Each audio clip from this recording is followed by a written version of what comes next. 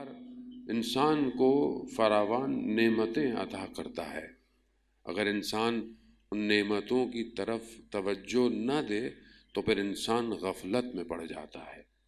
وہ نعمتیں انسان کو دی ہیں، اگر انسان نعمتوں کی طرف نہ دیکھے تو غافل ہو جاتا ہے۔ اور پھر اس کا اگلا مرحلہ یہ ہے کہ جب انسان ان نعمتوں کو حاصل کرے تو پھر ان نعمتوں کا شکر جو ہے اس نعمت کو صحیح جگہ پر استعمال کرنے سے ہوتا ہے۔ اب ہم اپنی زندگی میں دیکھیں پروردگار نے ہمیں بہت ساری نعمتیں دی ہوئی ہیں، لیکن انسان، جیسے میں نے کل بھی عرض کیا، کہ اپنے سے زیادہ دوسروں کی طرف متوجہ رہتا ہے، اسی لیے اپنی نعمتوں سے غافل ہو جاتا ہے۔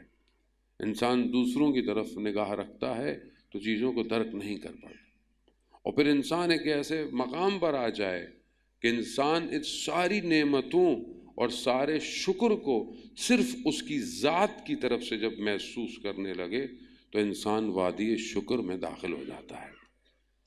حضرت ایوب علیہ السلام کہ مشکلات اللہ کے نبی پر کتنی آئیں، ایک ایک کر کر خدا نے پہلے مال کے اوپر مشکل ڈالی، سارا مال ختم ہو گیا، اولاد فرزندان کے اوپر مشکل ڈالی، سب ختم ہو گیا، پھر ان کی اپنی صحت پر مشکل ڈالی کہ یہاں پھر ان کو شہر چھوڑنا پڑا اور شہر سے باہر زندگی گزارنے لگے۔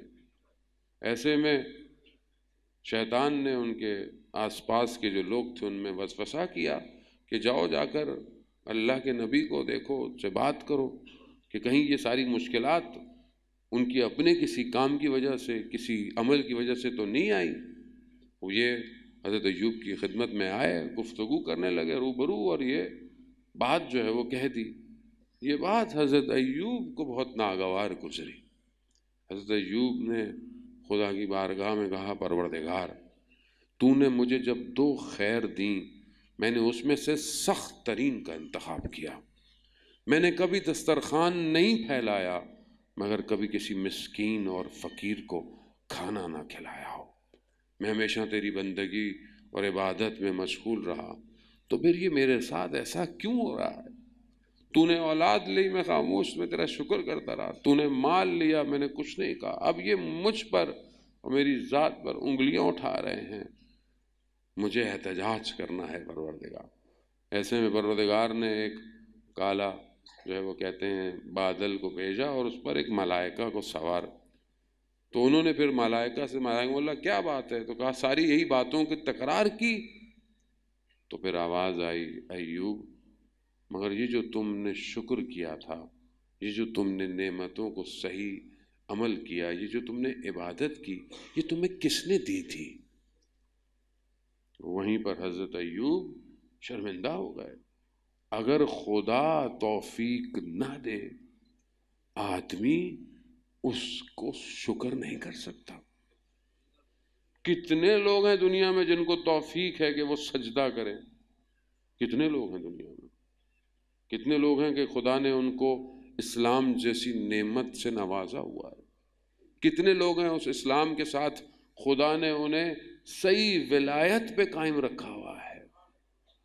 وہ ہمیں کیونکہ احساس نہیں ہے، کیونکہ یہ نعمت ملی ہوئی ہے، اس لیے ہمیں اس کا احساس نہیں ہے۔ زان محترم، ظاہر ہے کہ جب آپ اس وادی میں آئیں گے تو آپ کو پتہ چلے گا کہ آپ کا کوئی کمال نہیں ہے، یہ خدا ہے جس نے آپ کو موقع دیا، مگر بغیر اس کی اجازت کے اس کی بارگاہ میں کوئی کھڑا ہو سکتا ہے؟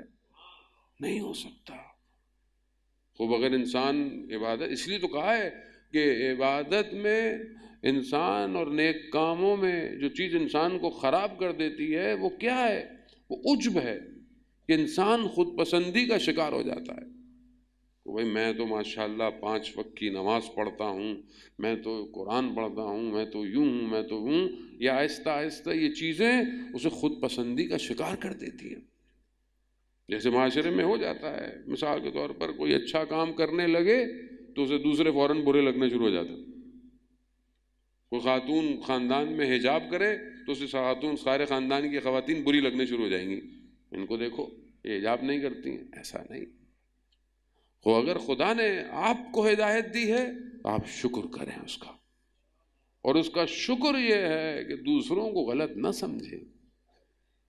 برائی کو برا سمجھے، شخص کو برا نہ سمجھے۔ اگر آپ شخص کو برا سمجھیں گے تو آپ تو نفرت کریں گے لوگوں سے، اور یہی ہوتا ہے ہماری عام زندگی میں، یہی ہوتا ہے، ہم اس کو ہٹا دیتے ہیں، اس کو ہٹاؤ، یہ کیسا ہے، یہ یوں کرتا ہے۔ نہیں عزیزان، وہ بھی خدا کا بندہ ہے، وہ بھی خدا کی مخلوق ہے۔ آپ کے اوپر کرم زیادہ ہو گیا ہے، وہ کرم کا محتاج ہے۔ آپ اسی طریقے سے جب آپ اس کی طرف بڑھیں گے، اس کے لیے آسانی پیدا کریں گے، تو خدا اس کے اوپر بھی کرم کرے۔ خوب یہ وادی شکر ہے، یہاں انسان عجب کا شکار، خود پسندی کا شکار نہ ہو۔ یہ خود پسندی کھا جاتی ہے انسان کو۔ بڑے بڑے لوگ جو بہرحال عابد تھے، عبادت کو خود پسندی انہوں نے برباد کر دیا، کہ جب وہ اپنے آپ کو سمجھنے لگے۔